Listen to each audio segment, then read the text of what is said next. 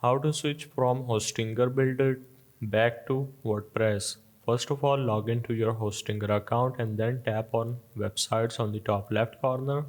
And the thing here is if you have built your website using the Hostinger AI and now you want to switch back to WordPress, for now it is not possible directly.